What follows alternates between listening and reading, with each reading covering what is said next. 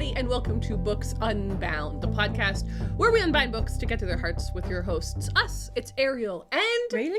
Hi. And it's 2025! Wow. I hope CJ really put in some special sound effects there. I'm sure we need air horns. We need celebration music of some kind. Woo! We did it! We're in 2025. Yes. I don't know how I feel about the number 25. It feels a little sharp to me in a way I don't like. It's not very comfortable. Interesting. Yeah, I liked the number 25 when it was my age, but I think I agree with you for the year. It seems For the year. It's weird to think that we're only 5 years away from it being 2030. That's true. That's I think crazy. that's the issue I have with that. I feel like the number 25 and by extension 2025 feels very mathematical. Yeah. Very like precise. Yeah. In a way that I'm a little too like, I don't know about that. Yeah, 24 felt kind of artsy, and 25 feels like kind of math. comfortable. Yes. I'm really glad that that makes sense, but it does. But it does. We're so excited for this episode, you guys. This is, I mean, it's probably our favorite episode of the year. I agree. Like, the wrap-up is really fun, but it's all, Yes. like, information we both already know, kind of. Right. Whereas with this, Yes. I have no idea what you're gonna say. You have no Right. idea what I'm gonna say. I've been teasing things for a while, but you have no idea. No, I really don't. And I'm so excited. And like, so basically what we're doing is a couple of things. We are going to be reflecting and announcing how our reading goals from last year went. So we're finally going to do the tell-all. Did we accomplish our reading goals?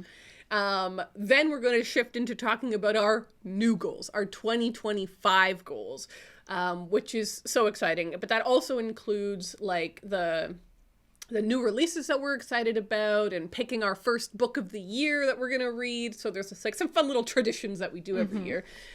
Every year, I go back and I listen to last year's episode. And it's so funny because we're so full of hope, and I'm listening to it on like December 26th, and I know what actually happened to us. It's a beautiful little time capsule, right? It's good stuff. And I go back and I pull some quotations. Honestly, I mainly pull quotations from Raeleen because I think it's just more fun. It's more fun to share with you and then both of us react than it is for me to just like say things I said. I don't know. Yeah. But I pulled some from both of us. Okay. For example, here's a good one. I say, my goals are unhinged.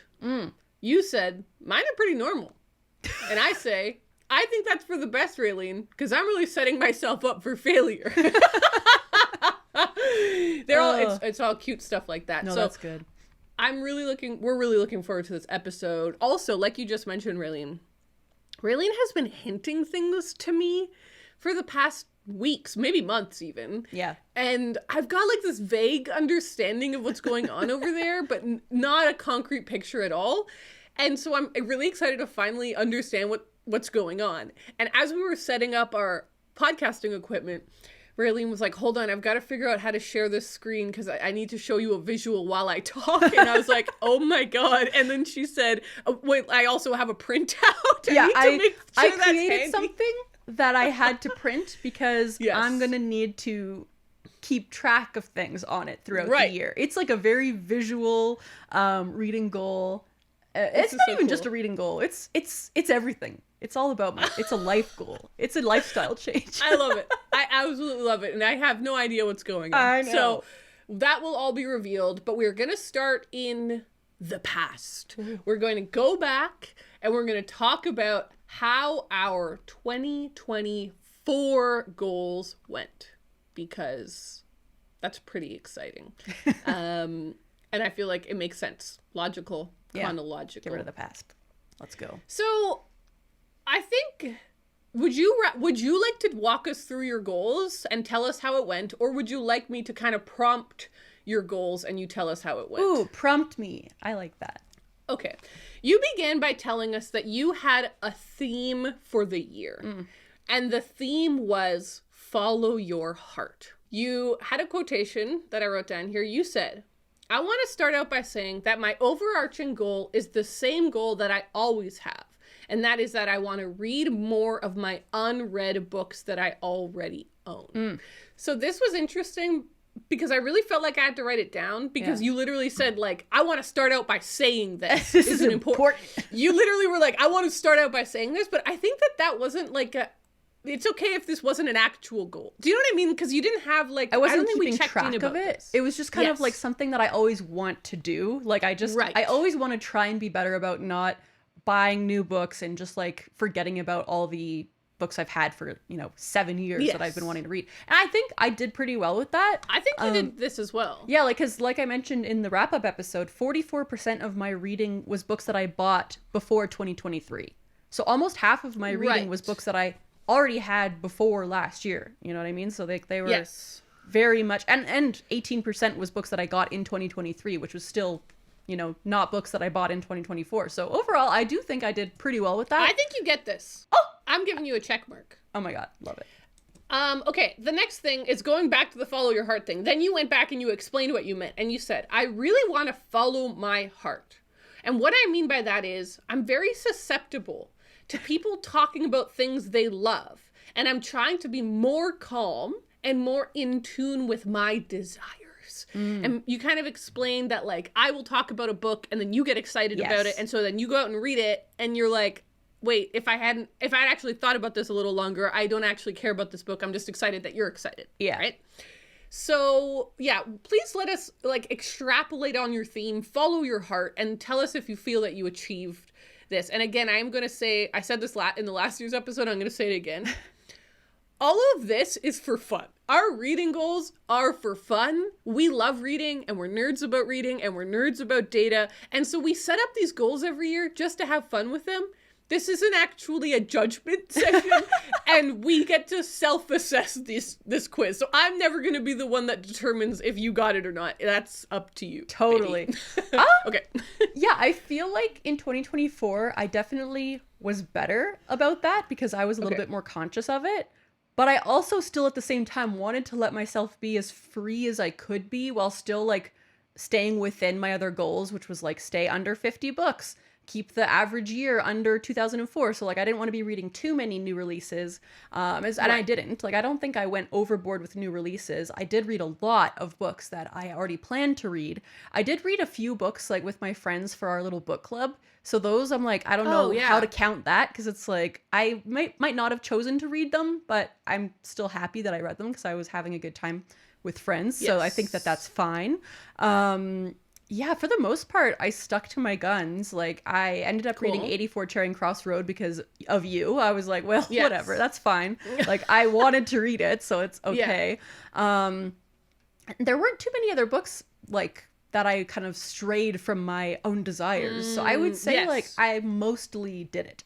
I would say, like, I would give myself, like, a check.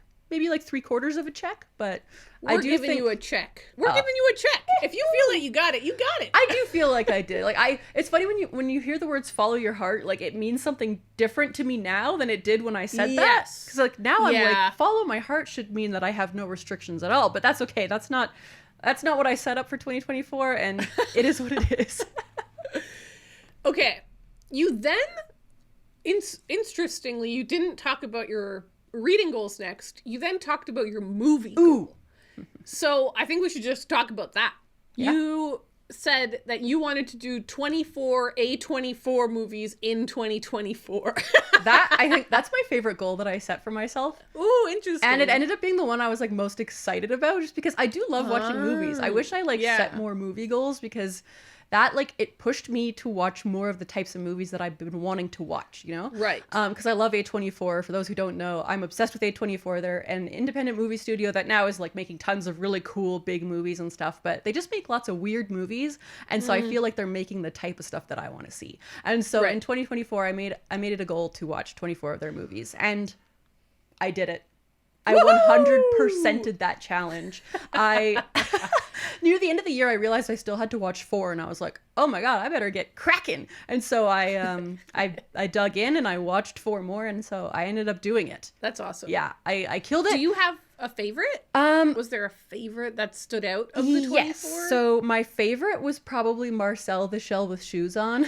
Oh yes, that movie surprised me so much. I was expecting to like it, but I wasn't expecting it to like rip my heart out and like make it feel so happy and like crying, and like it was so funny in like such a specific way that I know a lot of people won't find funny, but I just I loved it. I absolutely loved it. So that was definitely my top. I also rewatched a few. So like I rewatched Triangle of Sadness, which I'm really happy about. Right. I rewatched Minari, which was fantastic. So there was like maybe 3 or 4 rewatches, but other than that, they were all brand new. But yeah, Marcel the Shell with Shoes On was the highlight for sure. That's awesome. I love that. Okay, then you said, now I'm jumping into my goals. Oh my god. But it was kind of funny because there was already 3 goals. Like, you'd already set 3 goals, but you're like, anyways, getting into my goals. And I know we'll talk about this maybe at the end. Because at the end, I'm going to... At the end of everything, I'm going to ask you, like, how you felt overall about it, and you can do a big reflection. Okay. So, but let's jump into your first sort of goal. Okay. So the first one was, I want to read the 4 highest rated books on my TBR.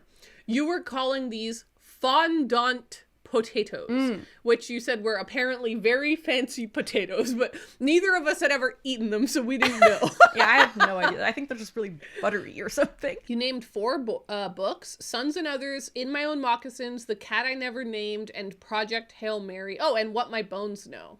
Oh yeah, because 2 of them were tied for rating wise on Goodreads. So you had 5 actually. Okay, so let us know. What ended up happening with this is that the only one I read was Project Hail Mary. Oh, interesting. Yeah, like I just never got around to the others. Like the more I realized, because I had set so many TBRs for myself, I was like, there's no way I'll be able to stay under 50. And so I started like making cuts where I felt like it was necessary. Like if I had really wanted to read one of those books at the time, I would have. I'm such a mood reader though, that it was like, the moment just never came up for any of those other books, unfortunately. Okay. So, I failed that one.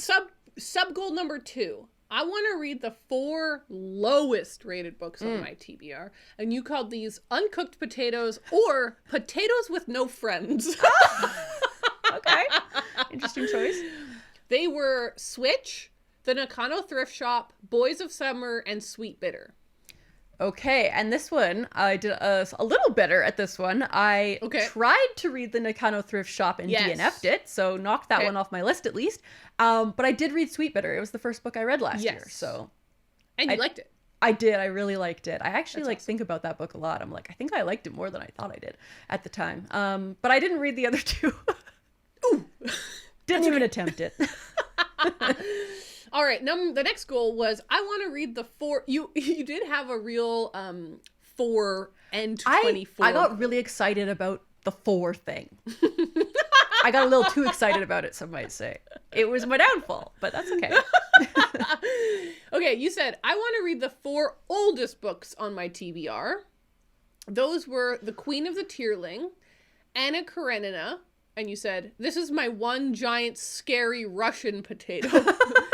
Yeah. A Tree Grows in Brooklyn, and Colorless. I just wrote Colorless. I did what was the Colorless Tsukuru Tazuki and His Years of Pilgrimage. That's it, right? Okay, how did that one go? That one was the best actually out of the those 3 specific ones. So I did read Colorless Tsukuru Tazuki and His Years of Pilgrimage. I did read Anna Karenina. I attempted A Tree Grows in Brooklyn and DNF'd it, and I did not read The Queen of the Tearling. So I didn't complete any of these, but like I came the closest with that one. So close, so close. Okay, the next goal you said was, over the year, I want the publication year of your reading to be an average of 2004 or less. And you said, quote, I love backlist books and I want to lean in. I am very proud to say that the average was 2001.95. So 2002 basically, but I kept it under. And I know a lot of people will say like doing an average was like sort of a hack way of doing this, but I also want to say, before I put Anna Karenina in, the year was like, it was 2004, and then I put in Anna Karenina, and it basically made it 2002. Like, it didn't change it that much. I think that's partly because I didn't read that many books this year, and so like the average was kept a little more, it was swayed a bit more. There's more power with each book. Exactly. But I read a lot of books that were published in like, I also kept track of over and under 2000, right? So I talked about this I think in the wrap up, but I'll just go over it again. So I read 65% of the books I read were over the year 2000, but 34% were under. So it's not like 50-50, but I still like read a lot of classics, a lot of books published in the 90s and the early 2000s. So I feel very good about how that Okay, great. Yeah. Do you feel like this accomplished what you wanted it to accomplish? Like, did it encourage you to read backlist books more? It did. Because there were moments where I was like at 2005 or 2006 and I was like, I'm slacking. I read too many 2022 books in a row or whatever. And it's time to go back to what I wanted to do.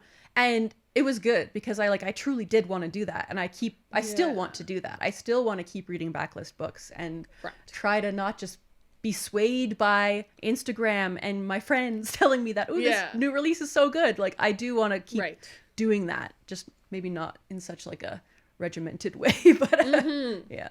Okay, the next goal that you said was, is this a goal? Yes, it is. Okay. You said, quote, this might be going against my other goals a little bit, but just listen to me. You said your goals were unhinged. I think I was unhinged in that episode.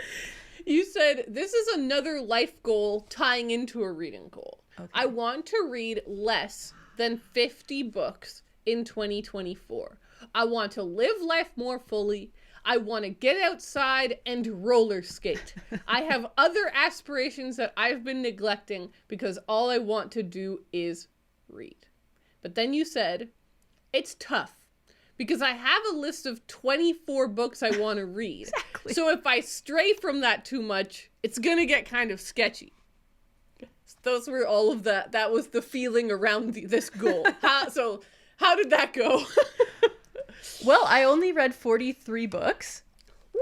So I completed the goal. Woo! Hell yeah. As we've mentioned, I didn't complete all of my other goals, which I think is the only reason that I was able to keep it under 50. But also it kind of just naturally happened. Like, I wasn't trying to not read a lot. Like, life was just busy for me this year. Lots happened. I moved to a new province, which was not expected at the beginning of the year. I didn't think that was going to happen. And it all happened very quickly. So there was like a couple of months where I was just like, I don't have time or energy for reading. And so it kind of just like worked out. But I do think that it's like a lifestyle change I'm going to continue implementing. Like, I'm not going to purposely try and keep to a certain number because I don't want to do that anymore. I don't want to think about numbers if I can help it. But I do think I'm naturally just going to be reading less moving forward because there's so much else out there to do, especially now that I've moved to a new city. I feel like I need to like force myself to like put myself out there, and so I want to spend less time in the apartment reading because I'm like, I don't know any people here and I need to change that. So that's my new life goal. Make a friend. Make one friend. I love that. All right. Well, according to my calculations here, I had it sketched out that you had 1, 2, 3, 4, 5, 6, 7, 8 goals. You had mentioned that you kind of felt like you had 9. Did I miss something? Because there's my TBR. But that's a separate section. Right. It's kind of a separate section. Yeah. Okay. So according to my calculations, 1, 2, 3, 4, 5, you've awarded yourself 5 out of 8. Ooh. Which is a passing grade, I'll frankly. take it. I'm okay with that. I think that's awesome. So, okay, to kind of wrap up the goals from last year, I'd love to ask, how did you feel about your goals? What worked? What didn't? Kind of, how do you feel at the end of the year? I feel like I did too much. I made too many specific things that I wanted to do. Yeah. Like, I got so excited because I don't know, there was something about the number 24 that really clicked in my brain, and I was like, oh, the number 4 is magical. There's so many things I can do with that. And so I went really wild. And in some ways it was fun, but in other ways it was very restricting. Like, especially when we get to my TBR that I'll talk about in a bit, like, every time I wanted to pick a book, I was like, ooh, but does it bring down my average? And does it, you know, will I read it too fast and then I'm you know, reading too many books? And like, I was thinking about all these things, which in some ways was good because it allowed me to read longer books. Like, I actually read Anna Karenina this year. Right. That's a book I've been trying to read for over a decade. You know, I keep wanting to and then not even trying because I just think, oh, well, that's going to take me a month. That's going to cut into my reading like too much. And so in some ways the restrictions were bad, but in other ways they were good. Like, they did allow me to kind of do things that I might not have done previously. So while I do think that the restrictions are not something I would want to do again, I think they worked for me this year. Like, they did what they set out to do. Yeah. So I feel like net neutral about it. Like, I don't feel like really good about it, but I don't feel bad about it. Yes. Well, I think that's pretty good, right? Yeah. Maybe not the best, but not bad. It's net fine. Neutral. Net neutral. I'll take it, you know? All right. I will now do my reflecting on my last goals. So, I also had a theme. Yours was follow your heart. My theme was industrious. Quote, I want to feel industrious. I want to feel like I'm pushing myself. I really liked this theme for the year. And I felt like it weirdly, like I really cared about it. Ooh. I really was like invested in this word. It came up a lot. I thought about it a lot. And it really did make me push myself a lot, not only in reading goals, but also it was kind of my word of the year for my whole life. So in a lot of life goals and things as well. And I truly feel like I would not have accomplished as much last year if I hadn't had that as my word of the year. Also because I very much knew like it's only 1 year. I was like, if at the end, like I only have to be industrious for 1 year. I just have to push myself. And at the end of the year, I can think things over again if I want. I don't need to do this again. But because it kind of had a deadline, I was like, that's it. I'm going to do it. I'm going to just keep pushing. So I like this as my word, and I do feel that I accomplished it, which is great. So is that a goal? Maybe it was a goal, but I guess I'll give it to myself. I think it counts. Follow your heart was one of mine, right? So. Yeah, okay, cool. The next goal, my first goal that I talked about was read 100 books. Ambitious as all hell. And you talked about it in the episode. You were like, okay, so I want to have my reading and you want to triple your reading. And we were just like talking about how insane these goals were. It was wild. And I just love that we didn't plan that. Like, I think people thought we might have planned that, but we had no idea what either was going to say. Like, we didn't know that we even made a specific number goal. We don't always do that. So no, exactly. Yeah. I don't have one this year. So like we really don't. It was just a crazy coincidence. But I said, this is the craziest year of goals we've ever done. I've always wanted to read 100 books in 1 year. What year? It's always going to be hard. So the idea that I was thinking was like, I've always wanted to do this. Why not this year? Yeah. Like, how is this year crazier than next year? They're all crazy years. Life is crazy. So I may as well just try it now. And I said, it's going to be really hard, but I'm going to do it. And then there's like a 1 moment pause and I said, well, I'm going to attempt to do it. It's a good thing you clarified. Yeah, I was like, wait, I can't promise that I'm going to do that. I don't know what's going to happen. I'm going to try my best. And I did try my best. And I read 70 books. So I failed this goal. I did not read 100 books. I'm not going to give it to myself, but I'm really proud of myself. You did amazing though. Like, because I more than doubled my average reading. I passed every goal I've ever had, or like every set point I've ever had with reading. Like, this is the most books I've ever read in a year. It's like the most I'd ever read that I've tracked for the last 13 years is I forget what year it was, 2013 or something. I read 56 books. Oh, wow. So I read more than my most ever reading year. Yeah. I doubled what I read last year. I read more than I read during the pandemic. In 2020, the main pandemic year, I read 46 books, something like that. So I read more than that year. Yeah. And even though my life was so busy this year and I did so many other things, I still managed to read more than I've ever read. And I also didn't feel like I only read graphic novels or something. I love graphic novels, obviously, but I did read a lot of novels. Like, I read a lot of things that I just normally would read. So I'm really proud of myself. Obviously, I wish that I'd reached the 100. But I also genuinely look back and I'm like, I don't know how it could have happened. Like, it's not because I didn't try. This was such a wild, busy, intense year. So. Yeah. Next goal. Read 3 biographies.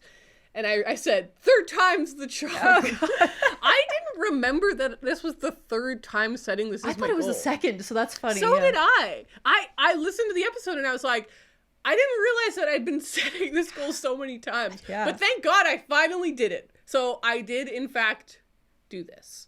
The first one that I read was the Agatha Christie one by Lucy Worsley. Loved it. It was awesome. It was fantastic. And it would have been one of my favorite books of the year if I hadn't then read the Jane Austen one by Lucy Worsley that I just like loved so much. It was such a beautiful book. I'm like obsessed with that book. But then the third one that I read, I didn't get to talk about it on the pod because I read it right at the end. It was The Art Thief by Michael Finkel. Have you heard of that one? I don't remember. Wait. It's so cool. Oh my God. I really recommend this book. It almost made it into my top favorites. I kind of feel like it didn't simply because of like, it was like the last book I read in the year. And I was like, oh, God, I needed more time to process it. Yeah. It came out in 2023, and it's a biography of Stefan Breitwieser, who is the most prolific art thief in the history of the world. He's stolen the most art of anyone ever. And this was so stressful. Like, it was such a stressful book because, God, the author, I really want to read more by this author, Michael Finkel, because I know he has some other books that are kind of similar. He does a lot of these kind of... Oh, he wrote The Stranger in the Woods. I was going to say, I can't remember the title right now, but I've read one of his books. I've read that. It's really good. He does stuff like that where it's kind of like looking at a person, like doing a biography of a person, but in a really, like, a wonderfully narrative way. Mm-hmm. This art thief has the, like...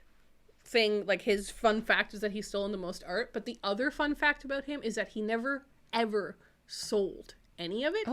Most art thieves, like every art thief steals art in order to sell it, to make it into money, but he just wanted it. Aww. He just wanted it in his house, right? And at the beginning, that's how I felt too, where I was like, oh, it's kind of nice, right? Well, and then it just spirals wildly out of control. And you just realize how much of a narcissist this guy is. Yeah, where he's like, totally. I want this art. It doesn't matter if other people want it. I deserve it. Yeah. And it was so good. But anyways, amazing.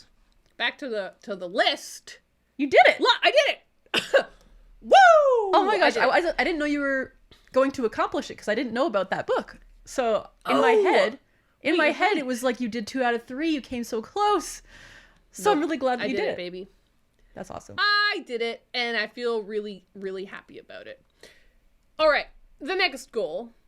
Oh, also, wait, I wanted to add on to that kind of the point of that goal was because I really thought I would like biographies, but because I'd never really read any before, I never gravitated towards picking them up. And so I thought by doing this goal, it would force me to read a couple, and then that would open the genre to me in future if I actually cared about it. And that has 100% happened. So I'm glad I did that goal because now I want to read more biographies. And I keep seeing them and I'm like, I should read that. So it actually has done the thing that I wanted it to do psychologically. Oh, that's perfect. Okay. My next goal. Finish visiting every bookshop in Nova Scotia. I did it! She did it! Woo! It was a crazy mad dash at the end of the year, which was not the point of this goal. I guess like, I didn't mean do it all in a week or whatever, but I also just kind of, I still had fun and I still did it. And I still like bought a book at every shop and talked to every owner and hung out in the shop and the whole thing. So I'm really, really proud of myself for doing this one. This is obviously also, like the Read 3 biographies, is a goal that I repeated. I had had this as a goal in 2023, and I had visited about half. And so I was like, okay, I want to finish this in 2024. Yeah. And I did. And what's also funny is like a bunch of new ones opened that year. So there was a couple more to visit that year. Yeah. I already know of 2 new ones that are opening in 2025. So I want to keep this alive. I want to keep visiting the new bookshops as they open, but it's not like a goal. It's not gonna be a goal again just because that's not as fun. It's hard to maintain too. Like if every single, like, you don't know how many bookshops are gonna open every year. Yeah, or where or whatever. Yeah. I had a sub goal, which I didn't remember Uh-oh. until I was listening to the episode, but thankfully I did it. The sub goal was to make a website about the project. I wanted to like create a website that lists every bookshop in Nova Scotia. And so I created everybookshopinnovascotia.com. And thankfully I did this in January because I think I was just so excited about it. I just did it right away anyways. And I had my friend Olivia help me get all of the data for the website. So shout out to Olivia because I was like, I need help putting all of this information in. So she helped me make it even better a couple months later. Amazing. But yeah, anyways, I did it. And I loved it. I loved visiting every bookshop. I love now that people like mention a bookshop to me and I'm like, I've been there. I know what you're talking about. That's kind of boss, actually. Like, yeah. You've been everywhere. Yeah. I've been everywhere. I've seen them all. Even the one that you need a special appointment to go to in a basement. Yeah, I've been there. even the one that I needed a special appointment to, all of them. I've been to all of them. That's kind of sick. Like, it is sick. I've seen them all. I know what's going on in the bookshops of Nova Scotia because I've been to them all. I'm just really, really proud of it. And I obviously really love Nova Scotia and I'm really like wanting to lean into my province and enjoy it and be a member of it. And so it feels really cool to have explored it in this way as well. Because I went to lots of little corners of this province I would not have gone to otherwise. Yeah. And it was cool to just be there and be like, let's get a coffee. And like, for some of it, I would go with Connor and we did like a big road trip. We did a road trip where we hit up 10 bookstores. That's about the craziest thing I ever heard. It was so much fun. And it was one of my favorite weekends of the year and maybe of my life. Just me and my beautiful partner driving around and then us buying books and getting coffees and like on the open road trip style. Yeah, right? Road trips are fun. And that's like a specific road trip. You're not just trying to get to a destination. It was like lots of fun stops, which is cool. We were also so spontaneous, Raeleen, because we were like, how many bookshops can we hit up today? Like, where should we sleep? Yeah. Oh. And Connor was like, let's just see how many we do. And then whenever we're done, we'll just book a hotel. And I was like, we are so cool. And so we just drove and we ended up near Truro. And we were like, let's just get a cheap hotel here. And we just stayed in like, like an inn kind of thing. And we just booked it on, like, we were 20 minutes away and Connor just called them and he was like, do you have vacancies? And they were like, yeah. And we were like, we'll take one room, please. And we were like, who are we? We just sleep where the night takes us. That's incredible. That's the kind of energy I want to bring into the new year. I want to be wild, hit the open road. And free. If one of your goals is to visit every bookshop in Calgary, I'm gonna lose it. I thought about it. I did not because I was like, I don't want to put that kind of pressure on myself this year. Yeah, no, I think that avoiding pressure is the way to go. Yeah, you will see. My goal is like, there's a lot of elements to it, but it's pretty free. It's pretty freeing, free-spirited. That's epic. Yeah. Okay.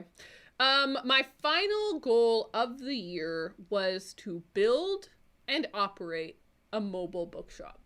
It was so funny because on the podcast where I announced this, you didn't really say anything. And I could just tell that you were like, she's trying to do too much. Because I got kind of scared, I think, at that point. I was like, I think you were. Ariel. Like, I announced that I wanted to read 100 books, and you were already, because you'd made a joke. That was what was so funny. Because you were like, I want to read 50 books, and I was like, this is so funny. And you're like, what, are you going to try and read 100? And then a minute later, I was like, I'm going to try and read 100. And you were like, what's happening? And then I'm like, visit every bookshop. And then I'm like, build a mobile bookshop. Yeah, And you're like, at that point, you were like, no. At that point, it does sound like too much. Yeah. And yet, I did it. I mean, yeah. Obviously. Quote, I have a dream, I said. You were saying that a lot around that time. I remember that. Yeah. To buy some form of mini truck, ... Convert it into a bookmobile, and then drive it around, giving books to the people. As you know, my dream was to sell books to the good people of Nova Scotia. And I also said, which I didn't remember this, but I said, my dream is that I finish it and you come out here and we drive it around. Which we did. We did. I sat in that truck and we drove. And we drove. This was the biggest goal of the year. Not only reading goal-wise, but life goal-wise. And I knew that when I set this all up. I talked to CJ, I talked to Connor, I thought to myself, like, this is a reading adjacent goal. It's like one of my book goals, but it's also just a life goal. Mm-hmm. I've always wanted to own a bookshop. What could I do? Then I had this whole bookmobile idea. Well, as you know, it was originally a book boat idea. Now it's a bookmobile idea. And then I started thinking, like, actually, this is doable. Do I actually therefore want to do it? Mm. And I was like, yes, I do. And I realized that it would take a lot of time out of my life. Yeah. And wow, did it. I'm sure that I'm 100% sure, Raeleen, if I hadn't done this, I would have read 100 books. I was just thinking that, like, your goals kind of outweighed each other a little bit. Like, it was kind of one or the other. It took so much time because I'm sure people can imagine, like, the events are pretty exhausting. Yeah. But what took so much time was just setting up an entire new business. Yeah. Like, buying the truck, getting the insurance, getting the license plates, painting the truck, building the bookshelves, ordering the stock. Getting the logo, all that stuff takes time. All of the branding took forever. Making all of the products. All of the products on the truck, I designed. Yeah. I designed all the t-shirts, all the mugs, all of the pins, all of the tote bags. I ordered and handpicked every single book on that truck. And then I had to set up and become a distributor for all of these different distribution networks. I got those books here. I had to create an inventory, which I bailed on, thank God. Yeah. And then the work's not even done because sure, now I have the truck and the books and the stock and the merch and everything. There's all the social media that goes into it, like alerting people, having a newsletter, building a website, and taking a lot of photographs for the Instagram. Hiring Olivia, my friend Olivia, to run that Instagram for me, and us having meetings and us texting all the time. And then on top of that, organizing the events, right? Like, I had to reach out to loads of different markets and different things. And then, add on top of that, every time the truck broke down, I was just thinking having to go to the mechanic. I at one point, the distributor cap broke, and so I had to order it from Japan. Because it's a Japanese truck. I don't even know if I talked about that, but I had to find it on eBay and text with my mechanic, and I was like, is this the right one? He's like, yes, that is. And so then I ordered it, and then it arrived, and then I took it to him, and it was, and then obviously go to the event and sell the books. That's like that part, the visible part, was the smallest, easiest part of the whole thing. Right. Wow. So I am really proud of myself for doing this. I felt a lot of pride when I stood next to the truck and I was like, I did this. And I know how much work went into the behind the scenes, and I was really proud of it. So that was a real epic life goal. And if you remember, I don't know if I don't think I mentioned it on the podcast, but I'm sure I mentioned it to you, where I was like, I want to do one crazy, stupid, big thing before I turn 30. Yeah. And I was like, I got to add one more epic thing into my 20s. And so that was fun as well that it happened. And then I got to do it with friends. Like, we got to do our event. I did an event with Kaylee Hyde. I did, who runs our Instagram for the podcast and stuff like that. So just a joyous addition to the year. Like, what would 2024 have looked like if you hadn't done that? You know? I guess I'd have a bathroom upstairs. I guess that's true. I haven't asked about your house upgrades in a really long time. I know, because so many other things have been going on. I haven't been thinking about it. Boy, oh boy. How's the house? I mean, it's coming along. I've definitely done a bunch of things, but it really has been on the back burner, which I'm excited for it to shift to the front burner for 2025. Start cooking again. All right, so I'll do a quick little reflection. How did I feel about my goals? I felt really good. I felt like they all really aligned with the theme, like being industrious. These all felt like industrious goals, and I'm really proud that I pushed really hard to get them all done, except for the 100 books, but I still feel proud of the 70. Yeah. Right? 70. So I didn't accomplish it though. I'm not going to give it to myself, but I got 4 out of 5 goals and I still feel good about that missing last one. And boy, am I ready for a calmer year, huh? Ladies and gentlemen and everyone in the crowd, let's take a break. All right, well, that's a perfect transition into talking about our 2025 goals. Raeleen, what we did, it's behind us. Yeah. We get to flip a new page, take a deep breath, and start over. So, lead me through it, Raeleen. What the hell have you created over there? What's going on?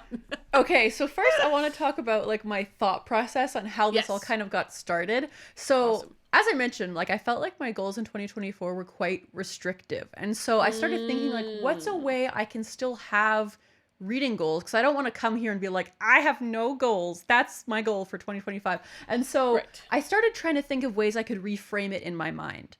So my reading goals are not actually goals per se. It is a quest.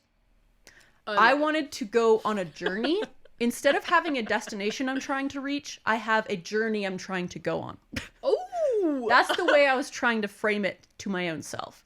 This is epic. Yes. And then after that, I was like, well, this is no fun if there's no theme. Yes. So I was like, I simply have to have a theme. And so, Ariel, I'm about to send you the visual so that I can start walking you through this. But I'm so excited. The announcement is that the theme is Shrek. Okay, I didn't want to mention that your outfit is very Shrek coded, but is that on purpose? I was hoping you would notice. I didn't have a little vest yet. I might get one. I think you need a vest. I also have ordered a very cursed Shrek t-shirt that will be arriving hopefully sometime in the next couple of weeks. Oh, that's that amazing. I will be wearing. Okay, so for people who aren't watching the video version, what Raeleen has sent me is a bingo card. At the top, in the Shrek font. Oh, good, yes. I have it. It says Shrek Quest. And then there are, just like in bingo, 5 columns, and along the top it says SHREK.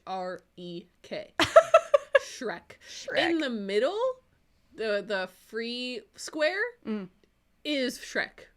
Which is the idea of you making this is incredible. Like, I know, like it's there. Kind of ugly, like, but I did the best I could with what I had. Did you make it on Excel or like I sheets? did, yes. That's awesome. I watched videos on like how to make a bingo sheet, and there was like codes involved, and it was all very complicated, and I was like, I just need something for myself. So this can be simple, it can be ugly, and so this is what it is. So over the past few months, I've been brainstorming different like Shrek things, like quotes, characters, and ways that things can line up with those. So some of these things are book related. Some of them are kind of just like random life things that I can do.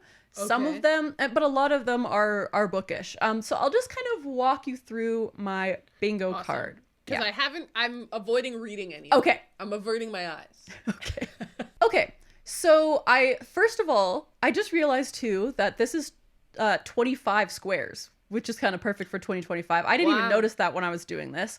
But I wanted to make it into a bingo card because I feel like this makes it a little bit more fun, a little bit more interactive. And also I want to start out by saying that I'm not trying necessarily to do every single thing on this bingo card. Right. If I do, great. But I'm not like forcing myself to do anything. Like, this is all for fun. Okay. It's all a big game. So I do have like 24 prompts. And I think what I would like to do is like get at least one line or two lines. Like I am going to try. I'm not going to just like not try. Obviously that would be no fun, but these are all things that I think are very doable. So it's not stressful. So I'll just start at the top and work my way across. So I also tried to make this kind of like shuffled in a way that makes it slightly like a good challenge. Like I didn't put a bunch of easy ones in a row to like make an easy line. Like I feel like they are kind of all over the place. So in the first box, we have Donkey. Read a book that won't stop following me, which I have classified as a book that's been on my TBR for over 5 years. So I have a lot of books similarly to like Anna Karenina that have been following me around for a long time. And so that one will be hard. Awesome. And that one, so that's like, most of these don't come close to being like TBR specific. That's one of the few that is kind of like, oh, there's maybe only like 10 books that fit that prompt. So that one will be tricky to do. Okay. Next up is Shrek. Read a book with a green cover. Yeah. I've actually already done that. So I still need to get my bingo stamper, but that's why I printed it out, because I want to stamp it. I just need to go find a green bingo stamper. Next up, we've got Lord Farquaad. Read a very short book, which means a book under 150 pages. I've also already done that. Although they're kind of the same book, so I have to figure out what I want to stamp for that one. Next up is a quote. Actually, this is my favorite quote in Shrek. He says, "I'm nobody's messenger boy. I'm a delivery boy." One of the funniest things Shrek has ever said. And for that one, this is the only specific one for a book. And that is that I want to read I Am the Messenger, which is one of my favorite books. I've been wanting to reread it for years. It was the only thing I could think of that fit this quote. That's amazing. So that I went with that. And spoiler alert, I'm actually reading that book right now. So I'm gonna tick this off very soon. All right, next up. On the Road Again, which is, if anybody remembers, Donkey sings that at one point. For this one, I said I want to listen to an audiobook completely outside of the apartment. Oh, I just realized a typo in my bingo card. Let's just ignore that. But I want to listen to an audiobook either on walks or in the car, at a cafe, whatever. Not at my apartment, because since I've moved here, I've spent a lot of time in the apartment. I work from home now. So one of my goals is that I just want to like force myself to get outside of the house more. So that's that one. Next up is that I want to saw the next one. I want to buy and wear a Shrek shirt in public. And I will show it to you when I get it. I will wear it on the podcast. But it is like really weird. It's like a really cursed shirt. It's like it's kind of like a meme-ish shirt. Like it's not normal. Okay. So Shrek is wearing sunglasses. It's got weird sayings on it, and so I just want to. What color is the shirt? The shirt is black, but it's got lots of things printed on it. So I just thought that would be fun. It's just kind of a goofy thing. I don't want to take myself too seriously in 2025. Next up, Leaving the Swamp. Read something outside of my usual genres, which I think will be really fun. So this might mean I'll read poetry. Maybe I'll read historical fiction.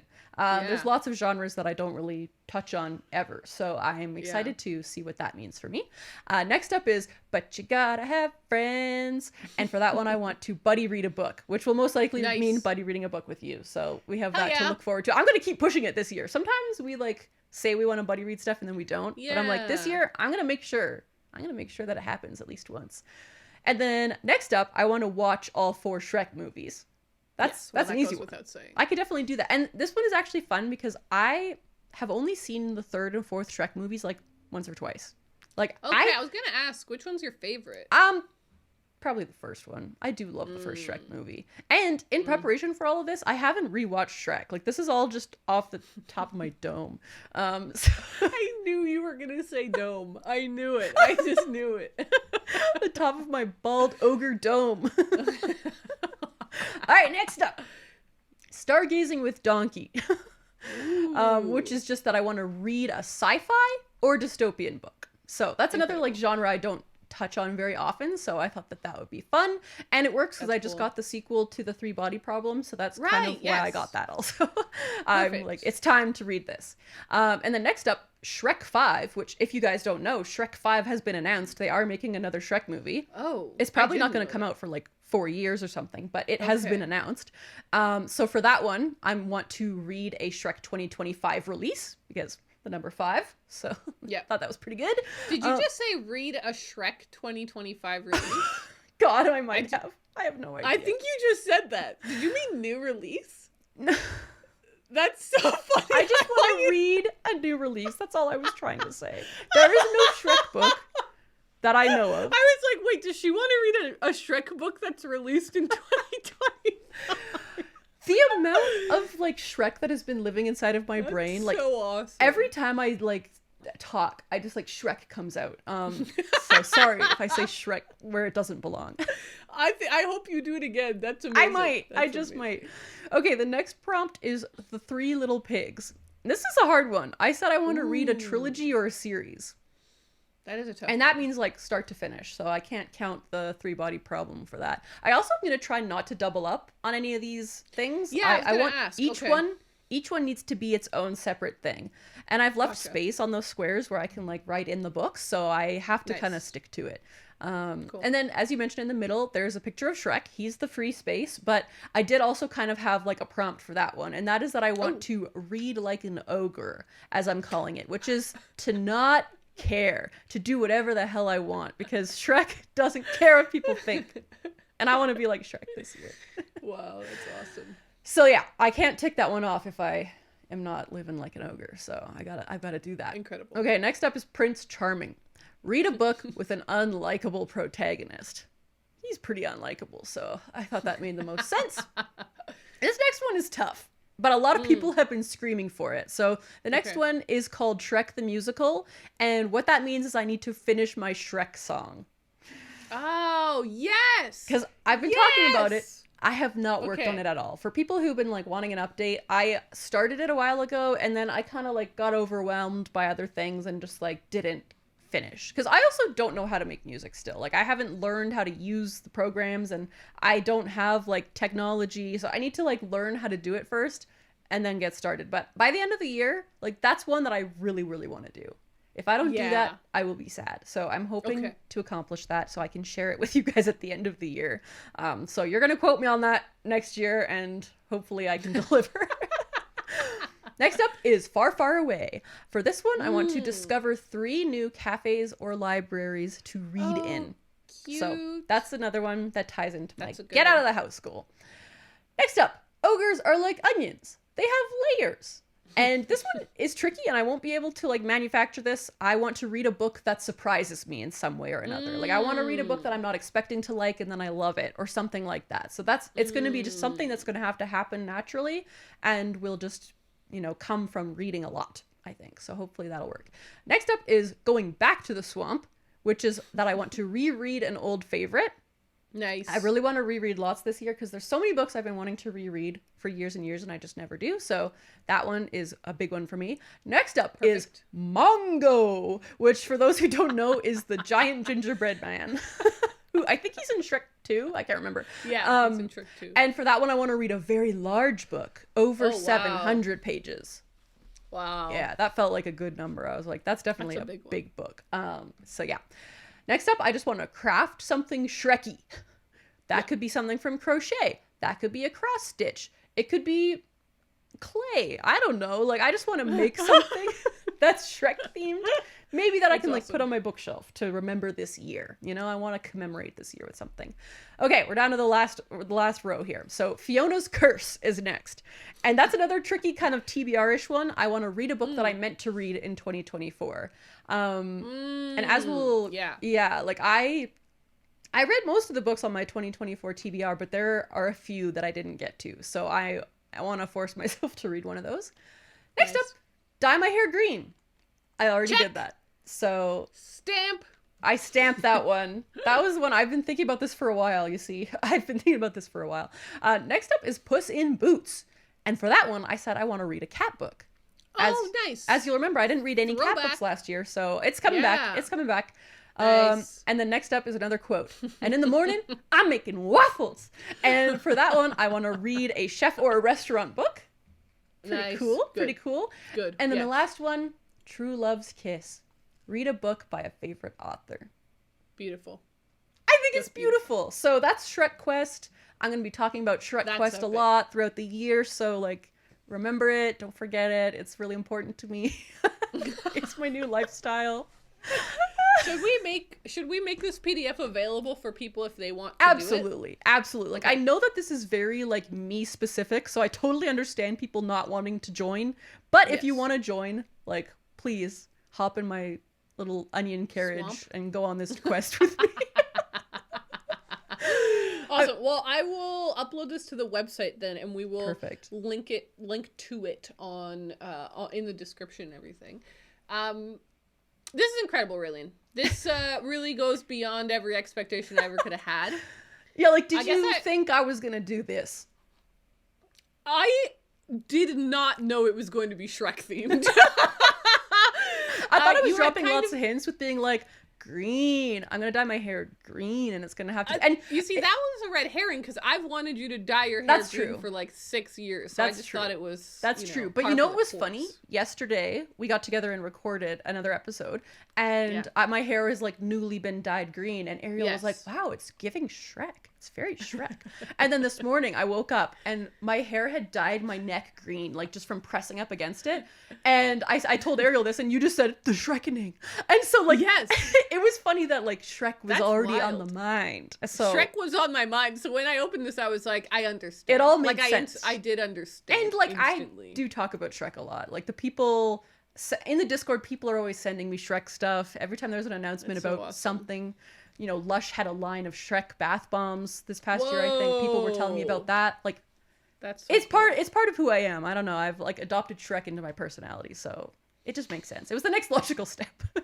So I guess my only question, because I know I'm going to wonder this next year when I'm listening, is like, is there such thing as winning this? Like, are you actually trying to get a bingo, or if it's like next year and you didn't get a bingo, but you got 8 of these things, but you just didn't happen to get a bingo, you still would have won. Is there a threshold for quote unquote winning, or is that not part of it this year? I would say like it is possible to win. I think getting a single bingo counts as a win, but what I really would like to do is get like an X. Like I would like an epic bingo.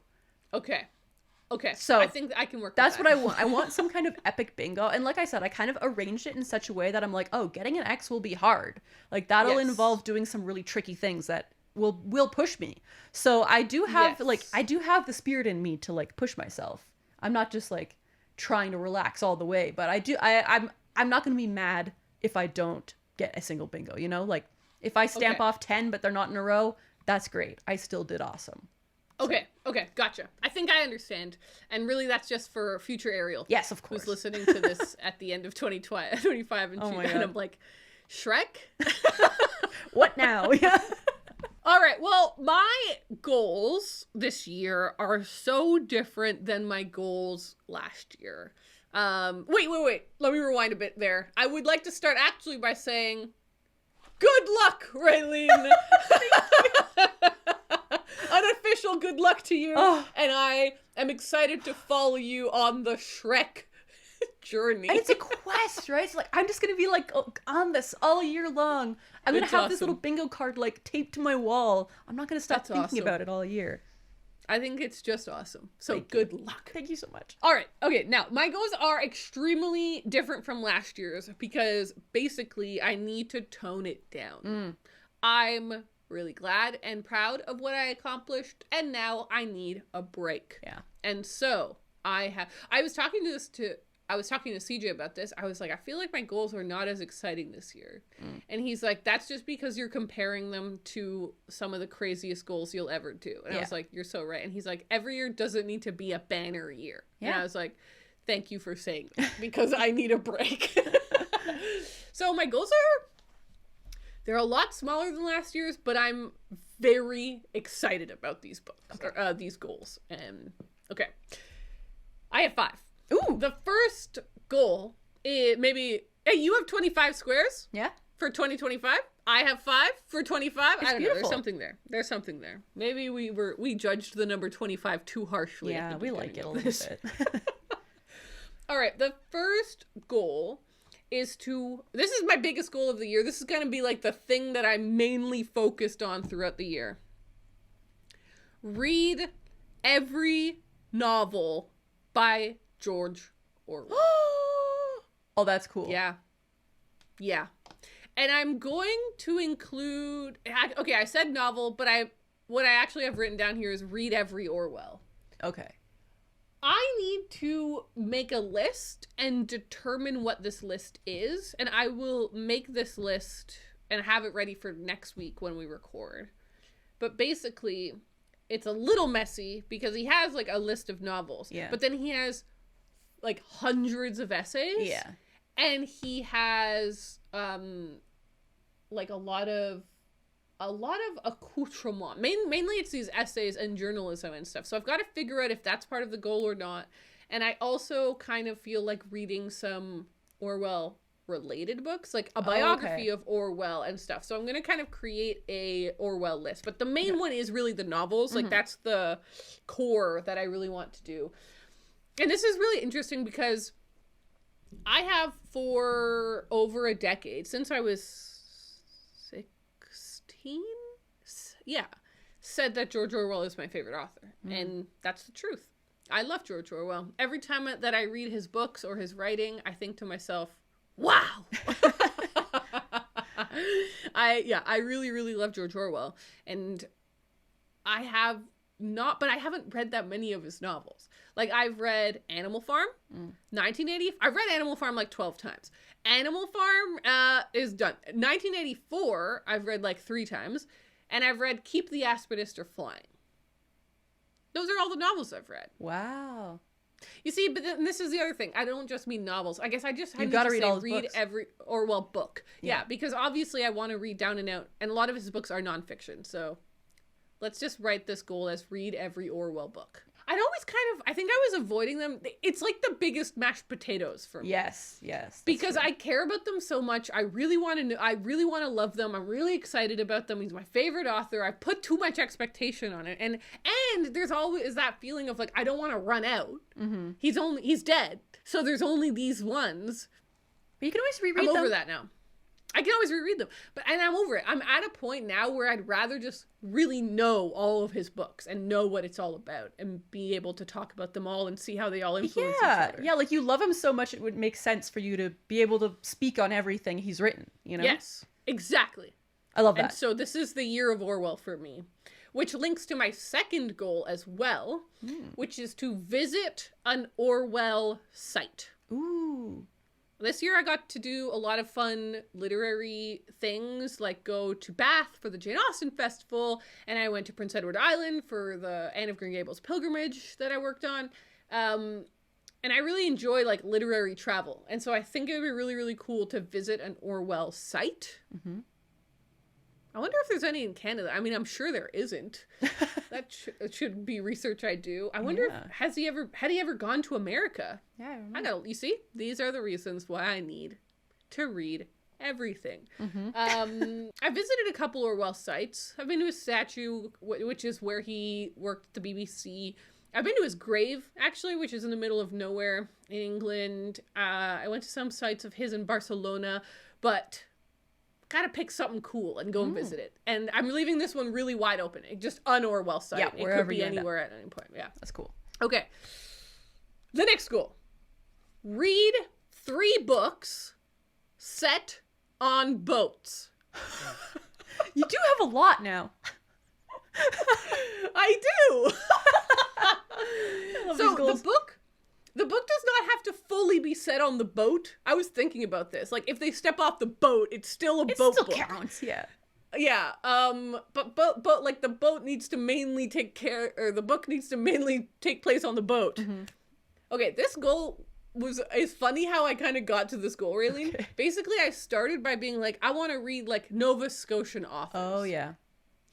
And I started looking into them, and there's not that many that I'm like dying to read that I want to like focus this on.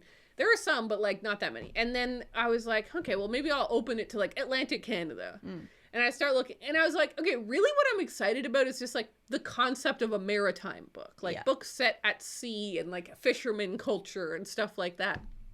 And I was like, maybe what I really care about is just the boat. It's just the boat part. And then, so I want to read 3 books set on boats. That's so fun. I can't wait to see how this plays out. This is kind of my continuation of in a way, it's like a spiritual successor to the Visit Every Bookshop in Nova Scotia, which is just like me and like leaning into the culture of Nova Scotia. Yeah. And boats are a massive part of culture here. Yeah. It's a boat people. I am a boat person. Yeah. So, all right, next goal. Read, this kind of links to one of your Shrekkening ones. Read 5 sci-fi books. Ooh. Oh, maybe we could buddy read something. It's funny that we did that. We both did that one, kind of. Like, yeah, we both want to read sci-fi. Like, I have it within me. I want to try. Exactly. And I kind of have been thinking about this as, like, read my sci-fi starter pack. Ooh. That's kind of how I'm wording it for myself. I feel like I would love sci-fi if I read more of it. And I have read a good chunk, like, of the classics and stuff like that. And I always enjoy them.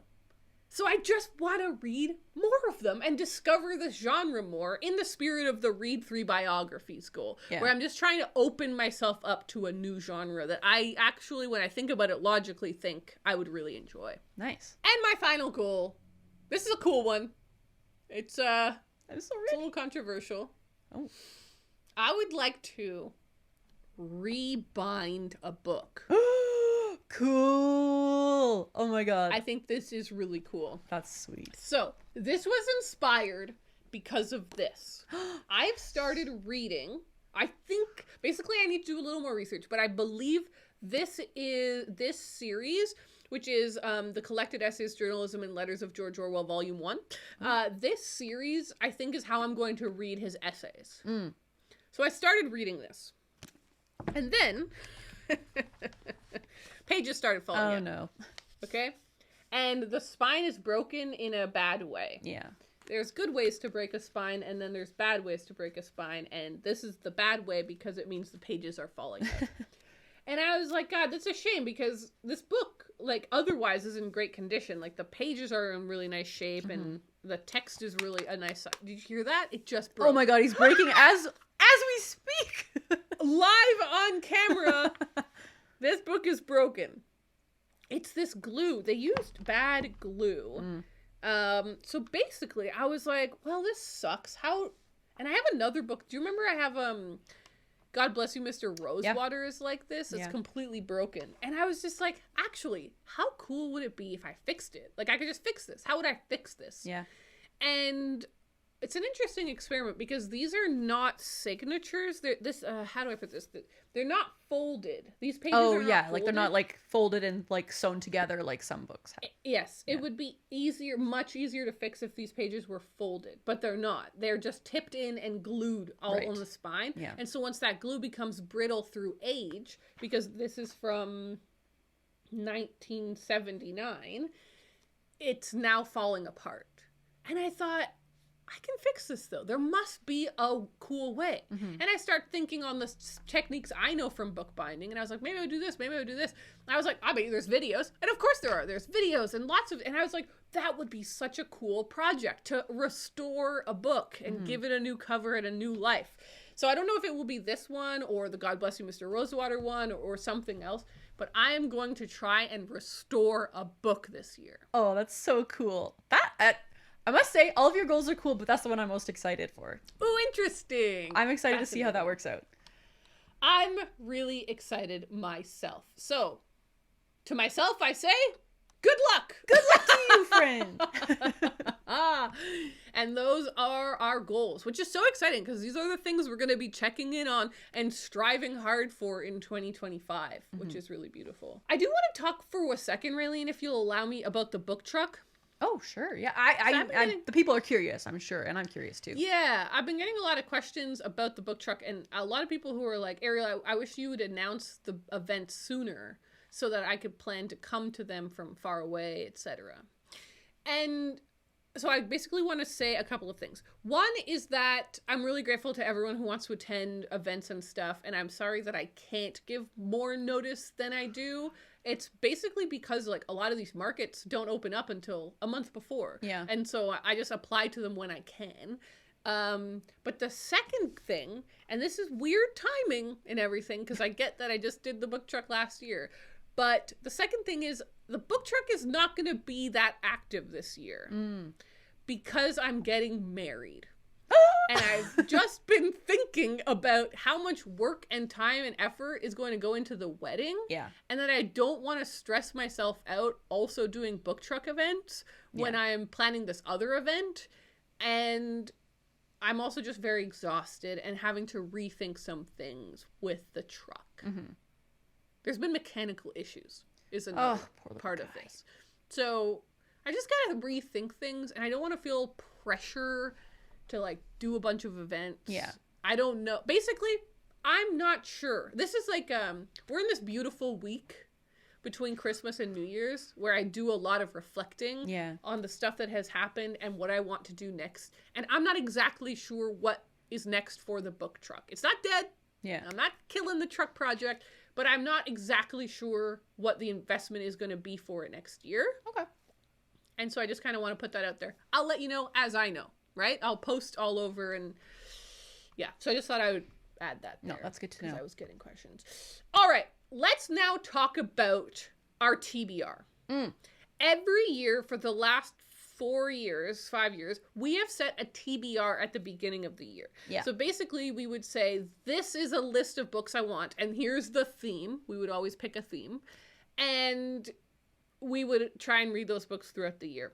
In some ways, it was another goal.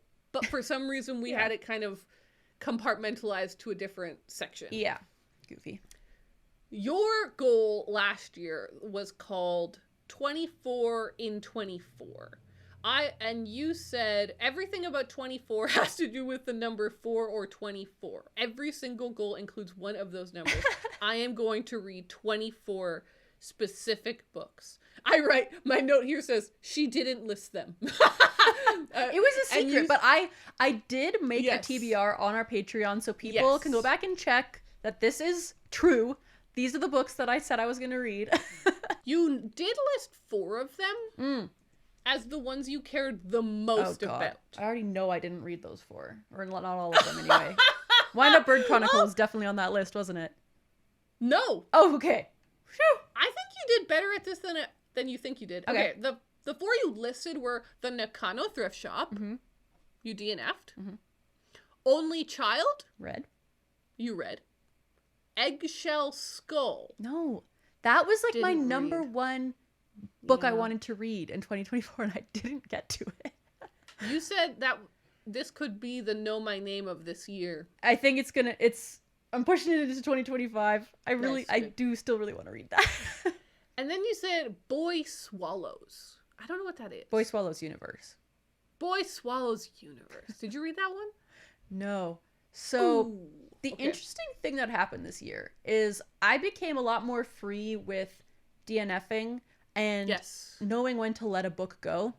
Yes. If I lost interest in it before I even started it, I'm constantly changing, and what I want to read is always changing and fluctuating. And since I set this specific TBR, I set a lot of pressure on myself to read all these books. But as the year went along, I was like, I need to know when to let them go. So I will first start by letting you know which books I conquered by DNFing or just unhauling. To be honest, I just got rid of some of these. So the Nakano Thrift Shop by Hiromi Kawakami, that was the first one I attempted and did not finish. The Last Unicorn by Peter S. Beagle was the second one. I gave that one a solid chance. Just wasn't enjoying it. Boy Swallows Universe by Trent Dalton. That was one of my biggest mashed potato books, I would say. I've been putting it on TBRs, I think, for 3 years in a row. I really wanted to read it, and I just never got to it. And I started reading it, and I was like, I don't want to read this anymore. Wow. I just realized I wasn't interested anymore. Another book that I put on my list was Oranges Are Not the Only Fruit by Jeanette Winterson. I just lost interest in that one as well. I suddenly just didn't want to read it anymore. And then we have Jasper Jones by Craig Silvey, which I read 35% of that book. I read a pretty big chunk of it, and I was not enjoying it, so I put it down. And then the last one is The Nickel Boys by Colson Whitehead, which I was really sad about because I was really excited to read that book. Similarly to Jasper Jones, I read half of it, and I I don't know, I wasn't feeling connected to it. I just felt, I didn't feel that special something from it that I was hoping to feel. Because with a lot of these books, like, I put a lot of pressure on them, and if they don't live up to it, it's kind of like, I just have to let it go. I just have to let it go. So those were 6 books that I knocked off of my list. Okay. And now, I will tell you, well, I guess I'll tell you the ones that I didn't even get to at all. And then I'll go on my victory lap at the end. Okay. So, other than those 6, there were 4 books that I didn't get to, which I feel like is pretty decent, all things considered. Those books were The White Album by Joan Didion, The Wind-Up Bird Chronicle by Haruki Murakami, Eggshell Skull by Bree Lee, and The Talisman by Stephen King. Okay, so that's not that many. That's not that many. So those are now the 4 books that I'm kind of carrying into my Shrek quest as a potential, if I can knock that off my list from books I wanted to read last year, then I'll get a stamp for that. So it's kind of limited to those 4 books because... That's funny. Yeah, so that, we'll see if that happens. But The Wind-Up Bird Chronicle, I'm saying it now, quote me on this next year. If I don't read it this year, I'm going to be so mad at myself. Okay. So that is what I'm putting out into the universe. Okay. But here's my victory lap. Here are all the books on my specific TBR that I did manage to read. Slow Days, Fast Company by Eve Babbitt. Penance by Eliza Clark. Breasts and Eggs by Mieko Kawakami. Colorless Tsukuru Tazuki and His Years of Pilgrimage by Haruki Murakami. The Pachinko Parlor by Elisa Shua Dusapin. Raise High the Roof Beams Carpenters and Seymour an Introduction by J.D. Salinger. Beloved by Toni Morrison. Huge mashed potato book. Valley of the Dolls by Jacqueline Suzanne. Huge mashed potato book for me. Little Girls in Pretty Boxes by Joan Ryan, which ended up being one of my favorites of the year. Only Child by Rhiannon Navin. If We Were Villains by M.L. Rio. Who remembers that I read that? That was so long ago. Sometimes I forget that I read that. So A Dance with Dragons by George R. R. Martin. Sweet Bitter by Stephanie Danler. And drumroll please, Anna Karenina by Leo Tolstoy. Wow. That is pretty epic. I feel pretty good about that. So all in all, I read, what is this, 16? No, 14. Okay. I DNF'd or got rid of 6. So I conquered 20 out of 24. That's pretty good. And I'm left with 4 that I didn't get to. That's not that bad, eh? That's not that bad. It's not that bad. But I know you're going to ask me how I felt about it. Yes. I did not like having this giant TBR. Yeah. It started to scare me as the year went. I had a special little shelf, like a physical shelf at home that just had these books on it. So every time I would look at it, I'd be like, oh, look at all those books I still have to read. And then every time I went to my other shelf and like pick something off of there, I felt guilt. I felt guilt in my heart. Oh, no. Yeah. When I wanted to be following my heart, quote unquote, I was like feeling bad about like, you know, straying from this TBR, which is why I'm not doing a specific TBR this year. I have a couple things in my Shrek quest that are TBR-ish, but nothing super crazy.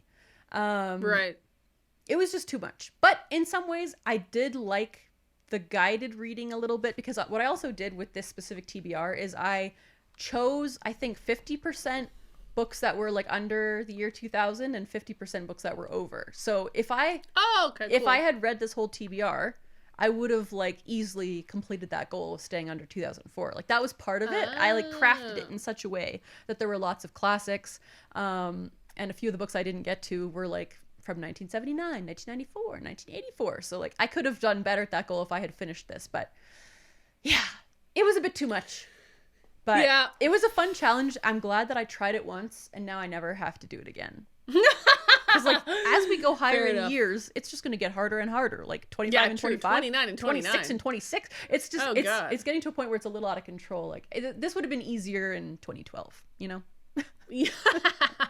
It's getting too hard. Let alone 2001. That was the year. That was the year for it. Okay, I wrote down here that you said bonus round. I want to either read Les Mis or Count of Monte Cristo. Oh, I wish. Do you remember saying that? No, I don't. I didn't think about reading either of those books at all this year. There was too many other books to read. Like what?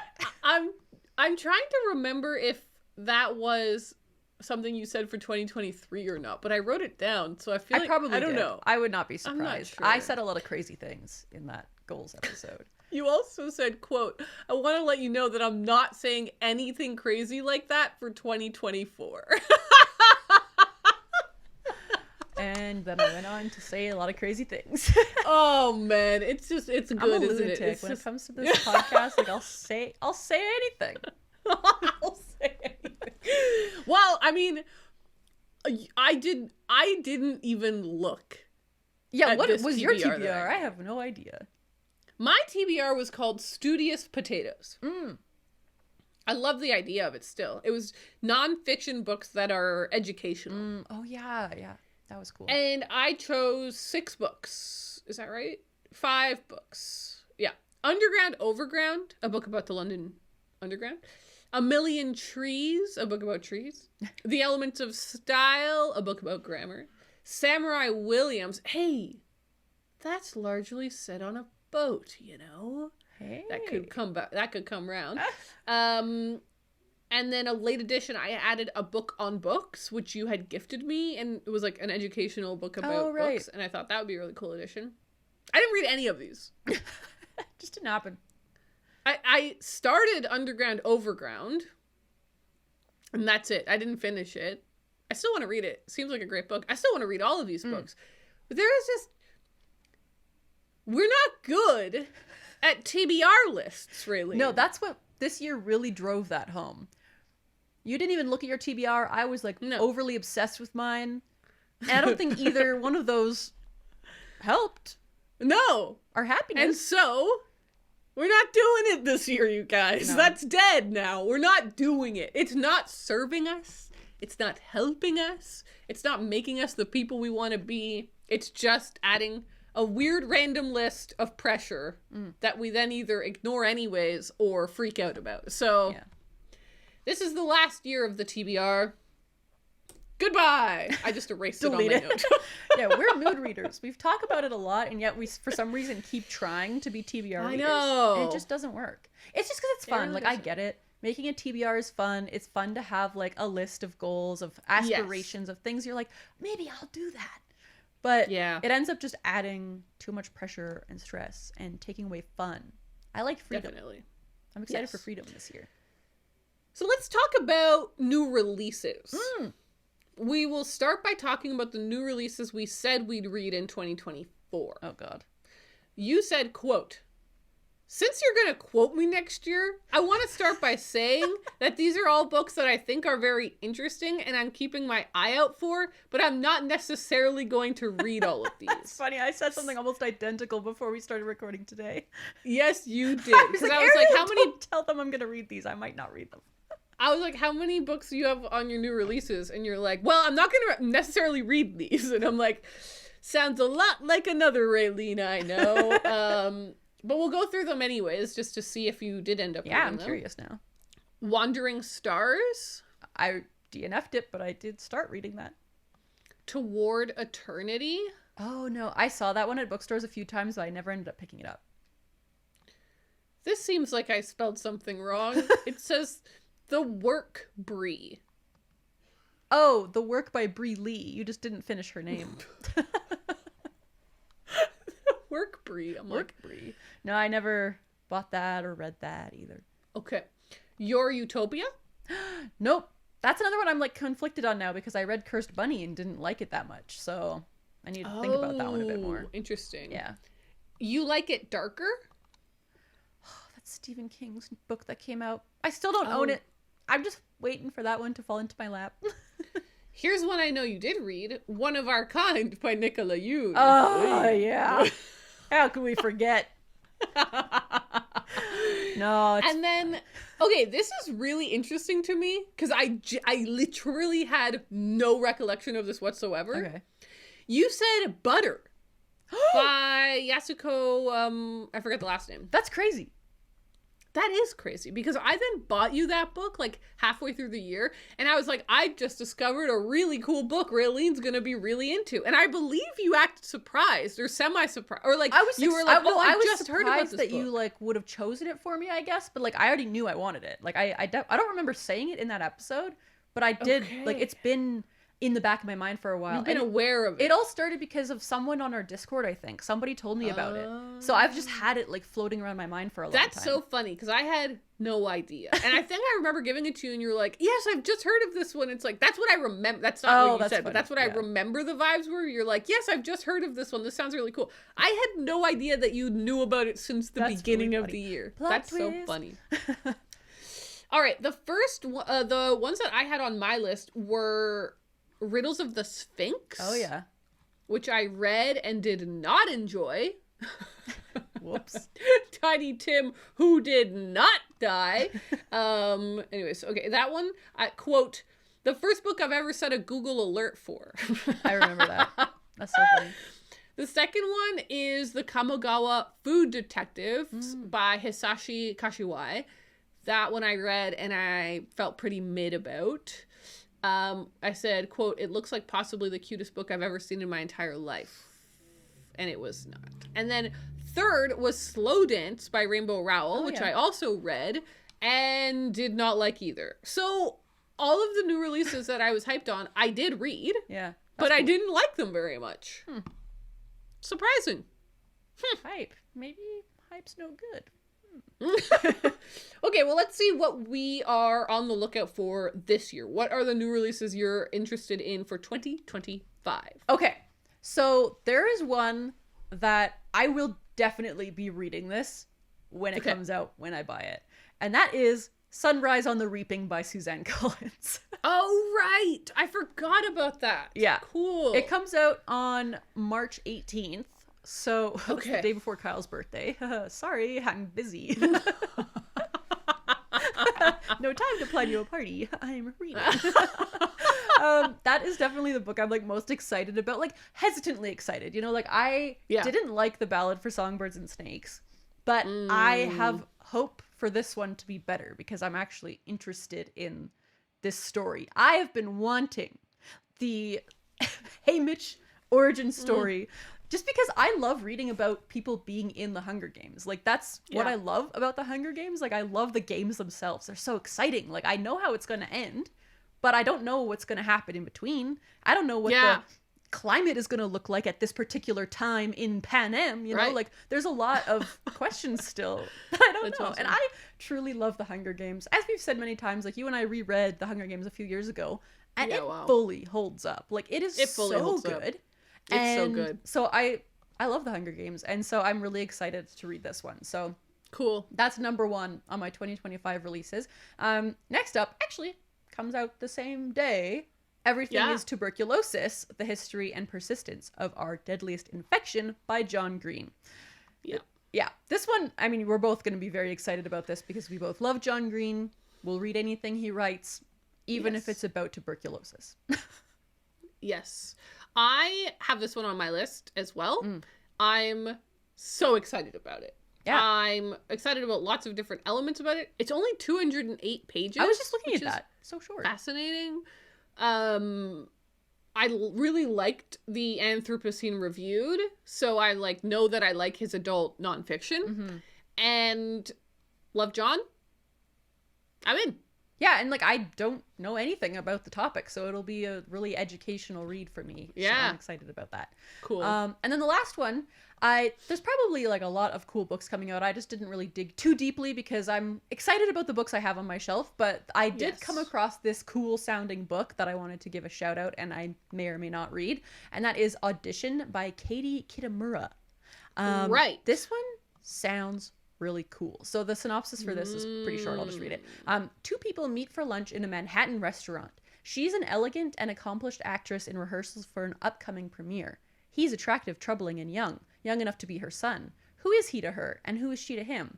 In this compulsively readable, brilliantly constructed novel, two competing narratives unspool, rewriting our understanding of the roles we play every day, partner, parent, creator, muse, and the truths every performance masks, especially from those who think they know us best.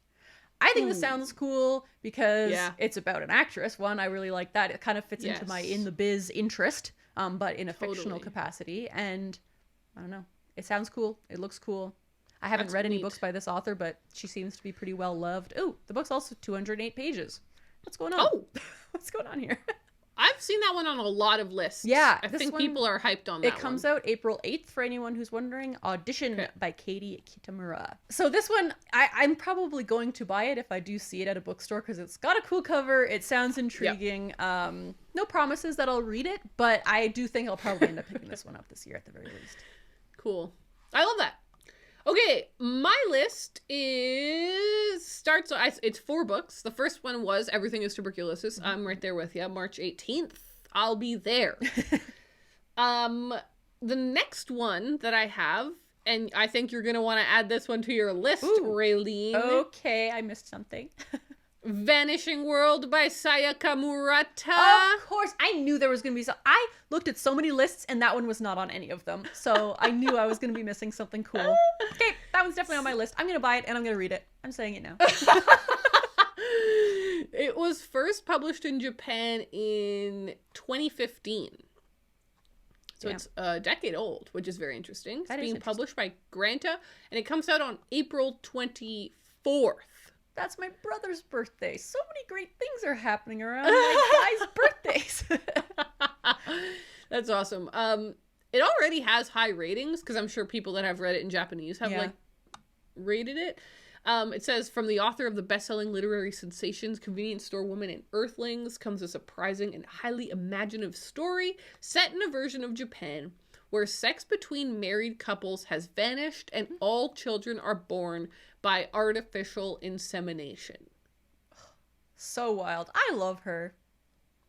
I can tick that off from my read a book by a favorite author. If I buy that and read that, like Sayaka Murata, she's up there for me for sure.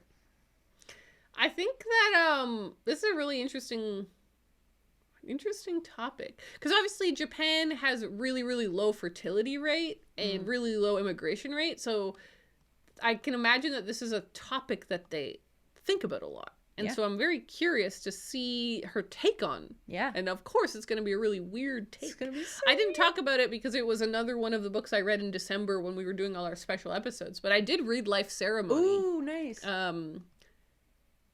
don't think I liked it. That's totally fair. It's a wacky book. There were some stories that I liked, and there was a lot that I didn't like. And so I'm just like, I loved Convenience Store Woman.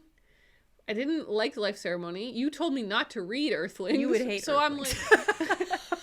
It's like, the things that you hate about Otessa Moshfegh, I feel like that book is all of that. I thought about the entire time I was reading Life Ceremony. I was like, Otessa Moshfegh and Sayaka Murata are twin They're parallel for writers. Sure. Like they have so much going on. Yeah. Yeah, that's interesting.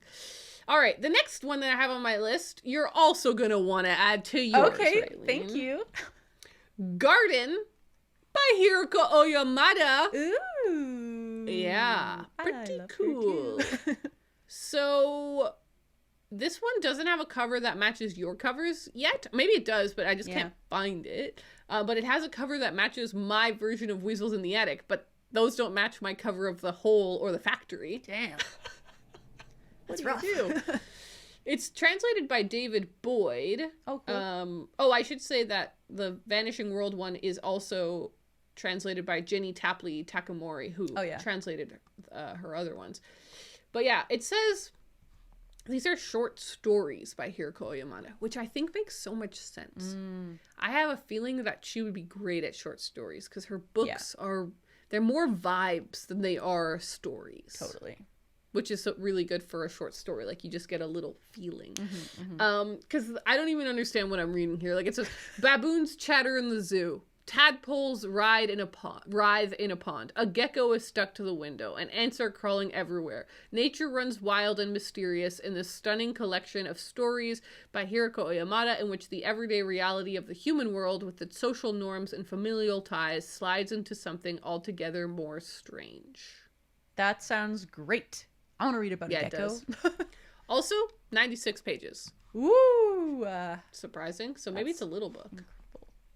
Okay, so that's exciting because those 3 books are all books by authors that I've enjoyed in the past. John Green, Sayaka Murata, Hiroko Oyamada. This one, though, the last one that I have is similar to your one that you picked out, where it's like a new author to me. I don't really know much about this. This book is called The Antidote by Karen Russell, and it comes out on March 11th. it says, okay, so there's a couple things going on here. Number one, a friend of mine recently told me that I need to read Swamplandia by Karen Russell. Ooh, like, okay. she was like, you would really like this book. It's one of my favorites. You really need to read it. So that made me excited about that book and about this author. Then I found out that this author has a new book coming out. And it says, the antidote opens on Black Sunday. A historic dust storm ravages the fictional town of Ooze, Nebraska. Ooze is already collapsing, not just under the weight of the Great Depression and the Dust Bowl drought, but beneath its own violent histories. The antidote follows a prairie witch whose body serves as a bank vault for people's memories and secrets. Whoa. A Polish wheat farmer who learns how quickly a hoarded blessing can become a curse. His orphan niece, a basketball star and witch's apprentice in furious flight from her grief. A voluble scarecrow, and a New Deal photographer whose time-traveling camera threatens to reveal both the town's secret and its fate. Whoa. So, I don't really get what's going on, but it sounds really, really cool. It sounds wild. Yeah, it says a gripping Dust Bowl epic about 5 characters whose fates become entangled after a storm ravages their small Nebraska town. Wow. I think a lot of those things sound really cool. Yeah. Comes out March 11th, and I just saw that it's 432 pages. Yeehaw. I mean, I should hope so with all those things going on. There's a lot to unpack. She has a lot of work to do, but the reviews for people who have read it early are very good. People are like loving it, so I'm in. I'll give it a shot. Yeah, sounds cool. Epic. Great job, Raeleen. Yes. We nailed it. All right, the final thing that we need to do in this episode is to pick each other's first book of the year. Oh, yeah. Because our reading is not on a calendar year. It's from the reading wrap-up episode to next year's reading wrap-up episode so that we can contain all of our stats in those episodes. So we're going to throw to Ariel and Raeleen from the past who already picked these books. And here we are, Ariel and Raeleen from the past. So, we are here to pick our first reads of the year. This has become a little tradition between Ray and I, where we present each other a little TBR, a little list, and the other person gets to pick what the other person reads first. I love this tradition. Am I making any sense here? Yes, we help each other pick, but we are in charge of the options. Exactly. Yeah. Exactly. Yeah. So we still have some semblance of control. I used to have another reading tradition where I would always start the year off with a reread. Yeah. I love doing that, and I just realized I didn't even put a reread on here. That's interesting. I have one that's a reread. I was trying to figure out what I wanted to do as well, because since you were doing that, I did that a couple of years in a row. Yeah. Like I read The Great Gatsby at the beginning of the year once. I read To Kill a Mockingbird first, I think last year. And I feel like there was another one. But yeah, I loved doing it. But this year, nice. there's so many books that I'm excited to read that I haven't read yet. I know. So that's how I feel as well. Yeah. All right. Well, Ray, what books do you have in your pile? I'm actually so excited. I actually can't believe we're resetting the chart. Like I've got to go make a new spreadsheet. I've got to reset my spreadsheet. I and haven't everything. even prepared at all for the That's new crazy. year. Like it's gonna be so fun. I can't wait. Okay. Wow. This is gonna be a really random stack. But as we know from my favorite books of the year stack, that was also very random. So, I'm a random gal. I'm a random kind of person. So the first book is one that I don't even think I've talked to you about yet, because I kind of bought it and put it in a box to give to myself for my birthday, but then I moved, and so I never talked about the books that were in that box. Right. So that book is Last Night at the Lobster by Stuart O'Nan. Oh. This is a book about employees working at Red Lobster, and it's like the last night that this particular restaurant is going to be open. Like I think they're closing down. Cool. And it's like snowy. Like I don't know if it's Christmassy. Oh, it literally says just 4 days before Christmas. Oh my god. For context, when we're recording this, Christmas is about a week and a half away. Oh, yes. So this is kind of a weirdly perfect choice. I really want you to pick this one if you couldn't tell. And it's short, which I feel like is a good way to start the year. But I'll be happy with any of these options. I swear. Okay. I swear. I'm really hyped on that one. As you pulled it out, I was like, there's no way I'm doing that one. And now I'm like, that's tempting. I really hope that you do. But now I'm holding a book that Ariel has been Wow. wanting me to read for a while, and that is The Magical Language of Others by E.J. Koh, which is a memoir, as we also talked about recently. I didn't really read that many memoirs last year, so it'd be kind of fun to start the year on a memoir. And this is a mashed potato book at this point. I have been wanting to read it for a while. So that's a good option. This is already very hard. I know. I'm making it kind of tricky. Then we've got Last Night at the Lobster, is that a novel? Yes. Or it is a novel. But I also think, here's another reason I want you to pick it. Last year, or this past year, the first book I read was Sweet Bitter, which was also a novel about a restaurant. Maybe that can become my new tradition. Anyway, moving on. The next book I have in my stack is Nothing to See Here by Kevin Wilson, which I should have mentioned as a book that I feel like could become a mashed potato book, because I also, like, throughout the year, I kept wanting to pick this up. I feel this urge to read it. I don't know why. Somebody recommended it to me this year, and I feel like a lot of people loved it last year. That's what it was. It was in our data that we saw. And so I've had this one kind of on my radar for a while now, and I really would like to read it, and I feel like it'll be a quick read. Okay. Then we've got Are You Listening by Tilly Walden. Ooh. Which is a graphic novel, would be a nice quick read. Actually, it has a cat on the cover, so I feel like I could accomplish a lot with this. It's a book that my mom bought me for my birthday last year, and I don't know how I somehow never... I mean, I know, I was trying not to read a lot this past year, so I didn't really read a lot of graphic novels, but yes. So that one is one I'm very excited about. And then the final book on my list is a reread that I've been wanting to reread for a while. I have been thinking about it for the past like 6 months. I really want to reread this book. And if you don't pick it, I will still reread it. Okay. Gone Girl by Gillian Flynn. Ooh, is that set at all around Christmas? No. Is it wintry at all? Wintry? I wouldn't say so. No. Okay. No, not really. But okay. I just really want to reread it. Because I've been craving it recently for some reason. So this is my little stack. To recap, we've got Last Night at the Lobster, The Magical Language of Others, Nothing to See Here, Are You Listening, and Gone Girl. Okay. I will say immediately, it's between the first two. Everything else is insane. It's nonsense to me. I had a feeling you would say that. I really do. Yes. All right, let me talk you through it here. Talk me through Last Night at the Lobster, I've never heard of. I don't know anything about it. Yeah. It's extremely random. It is. I see that they are making a movie out of it. Oh, are you serious? Also, can I tell you, it's only 146 pages long. Which is and it's like a cool. little book. He's very short. If you look at him compared to this book.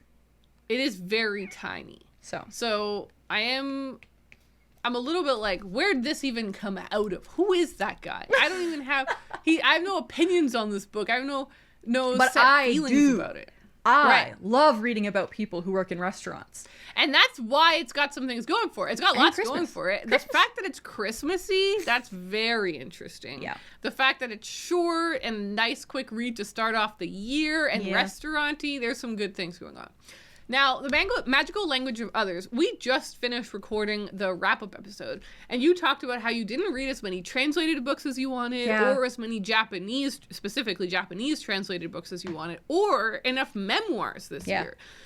So that really hits a lot of those categories. Also, I have been wanting you to read that one for a really long time, and so I think my answer is clear.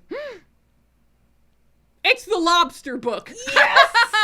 Oh, I love you. I love you. Thank you for overcoming the urge that I knew you were going to want to choose and picking what I wanted.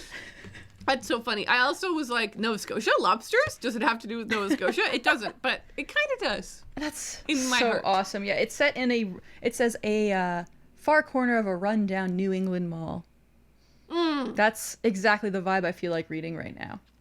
Also, it says on the back here, Stuart Onan has been called the Bard of the Working Class. That's a very interesting description. What if he becomes one of my favorite authors this year? Because you started me off with this book. That would be extremely exciting. Yay, I'm so excited. Thank you for picking that. I'm so excited to start it. Woo! I'll read the other book next. Just kidding. Don't hold me to that. All right. I also have 5 books here. Okay.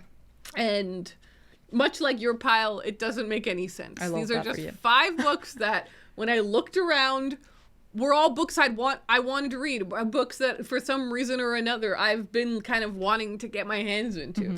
So the first one, which one do I want to show you first? Okay, the first one is The Dog of the South by Charles Portis. As you know, last year I read True Grit by Charles Portis, and I absolutely adored it. And then this year I didn't read any other books by him, which I really regret. This one I found randomly in like I think a remaindered shop or something. And was it BMV? For some reason, I feel like I bought this at BMV, but maybe I didn't. But yeah, I found this book and I was like, this is, yay, another Charles Portis. And then I look, and Honduras is a part of this book, which is so rare. So anyways, I thought this would be it could be a really fun book, but I don't know anything about it. Like, I don't know people that have read it, so I don't know if it's good or not. Okay, next one is one that I just bought, like, juicy. 4 days ago. Oh my god. And it is Small Things Like These by Claire Keegan. Very interesting. This one's very interesting because it's very similar to the one you just talked about. Very short, a little Christmassy, a little quick read to start off the year. I was very jealous of you when you hauled it because I was like, yeah, that does seem like such a good book. So I then I spotted it in a shop. I was like, yeah, all right, I'll grab it. I will say a little bit of Highway Robbery. This is like the smallest book I've ever seen, and it was still so $30. I know. I don't know how they got away with that. What kind of an economy are we living in here? Yeah, it's just, that's crazy. $30.50 for the... I know. Okay, that's fine. That's fine. We still bought it. Moving on. I still bought it. Okay, next up, I've got a feeling about this one. Okay. The Selected Journals of Lucy Maud Montgomery, Volume 1, 1889 to 1910. So I have flipped through her journals before and like read some here or there, but never more than like 4 or 5.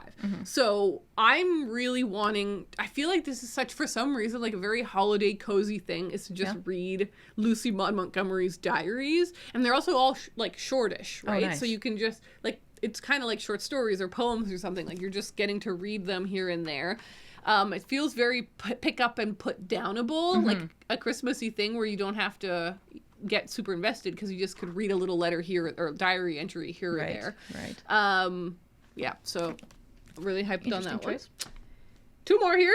Up next, we've got The Collected Essays of George Orwell, Volume 1. Didn't read any Orwell last year. Well, that's not true. I reread Animal Farm, which was awesome. And I really feel like reading his essays. I just feel like it's been a long time since I've read some, and I really love his writing. And again, they're kind of quick to read through because you just read an essay here and keep it going, right? And this is Volume 1 of these great little bind-ups that they did. This is edited by his wife. Isn't that cool? God. That's cool. Sonia.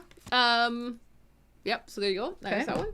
And the final choice I bought with you, actually, and it is The Wager by David Gran, or Gran. Because of the 2 N's, my heart is saying Gran. Yeah. But this is a beautiful book with a giant ship on it. And need I say more, man? You know, I like Westerns. I have a feeling that I could really get into ship books. Yeah. They're like, you know, the Westerns of the sea. Everyone always calls them that. Yeah. It's also surprising this book isn't actually that long. Like, when you remove the index and everything, it is 200 and that's the acknowledgement. It's 260 pages. Oh my gosh. I know, it looks huge, but it's not does. actually that long. And it's maritime the ocean. I'm actually, like, selfishly, I want you to read that so you can tell me if it's good, because I have a friend who this year got really obsessed with, like, maritime stuff. Right. Because she Master read and the Commander. Master and Commander series. She has read, like, 14 books in the series this year, and she's now obsessed with boats. So I want to know about that. Okay, similarly to you, I'm only interested in the first 2. Whoa. I'm sorry to say, but those other books I don't think are a good way to start your reading year. I think it's a good place to jump in after. I think you should read one of these books and then start reading that journal entries one. I think that you will really like that for the season. But I am picking between these 2. And I already know what you're going to pick. I know, I'm like, at this point, okay, here's my thought process. So, okay, yes. The Charles Portis. That for you is a book that you like quote unquote should have read last year. You really you loved True Grit, and you were like riding this high. Would have loved to read another book by him, but you didn't. So that's kind of like would be a personal victory for you to read that. Yeah. On the other hand, small things like these you just bought. It's really short, and it's Christmassy. And on top of that, there's a fourth point, and that is that I'm currently halfway through that, so I still have to finish it, and it'll actually probably be my first read of the new year. And once I finish it, I will jump into the lobster book. Yes. But it'll be another unintentional buddy read. So I picked that. I knew it! I think you should read it. I knew the second that I added it to my pile, I was like, Raeleen's gonna pick that one. It's too perfect. Like, it hits all of the boxes. Like, exactly like you said, similarly to the lobster book. It's short and Christmassy. And, like, has a recency thing going on that just, like, makes you super excited for it. I think it's a great pick, and I'm very excited to read it. Thank you for choosing this for me. You're welcome. I also, like, don't often read Christmassy books around Christmas, which I always mean to do, but I never actually end up doing it. And so I think that's extremely fun, actually. Yay. And it'll be both of our first reads of the year, technically, so like we could chat about it together, which will be cute. Yeah, that's true. That's so cute. Yay. All right, well, there you have it, everyone. We know what we have to read, so let's throw it back to the future. Back to the future with us from the future. Oh, yeah. And we're back. So, we're in it. We're in our new reading here. It's happening. All of the wheels are, I was going to say they're off, but no, they're on. Because this car is moving. Yes, it certainly is. Pretty excited. I am pretty excited. One thing that I noticed, Raeleen, when I listened to last year's episode, was that the books that I showed you for you to pick for me from, one of them was the Charles Portis book. And I showed it to you again, and you didn't pick it. And then this year I showed it to you again, which I didn't even remember that I'd done that before, and you didn't pick it again. Oh, that's hilarious. Maybe I should just read that book, Ariel. I think you just need to take the reins. Yeah, the wheels back on and just go for it. No kidding. All right, a couple of final remarks here. First of all, we're going to go and record our Patreon mini podcast. We're going to do a big question vase episode because a lot of people have submitted us some fun Q&A questions about the new year and stuff. So you can check that out on the Patreon, which leads me to my next note. Here we are at the beginning of a new year, and it's a great time to join our Patreon with the annual plan. If you join at the annual rate, you get a month off. So you're only paying for 11 months instead of 12, which is pretty cool. And the next note I have here is we will be doing quarterly updates. So if you want to follow along with how all of the goals we just announced are going, subscribe to the channel or subscribe on any podcast listening app, because it's really fun for us to actually check in every quarter and be like, this is the state of affairs. Yeah. And our final little announcement is that we are taking a week off because we're tired. So tired. It's funny because the end of the year is actually the busiest period for the podcast. We have all these special episodes that take a lot of prep and are way longer and everything. And so because of that, we always take the first week of the year off. So this episode is coming out on the 6th. That means you won't get an episode on the 13th. But we'll be back on the 20th. With a big juicy update. That's the other nice thing. We get to read lots. Which is awesome. Yeah, we'll see. A big start off to how our reading is going. So thank you so much to everyone who has joined us for 2024 on all of our podcasting adventures. We're very excited and looking forward to all the stuff we're going to get up to in 2025. And we will talk to you in the next episode. Bye. Goodbye.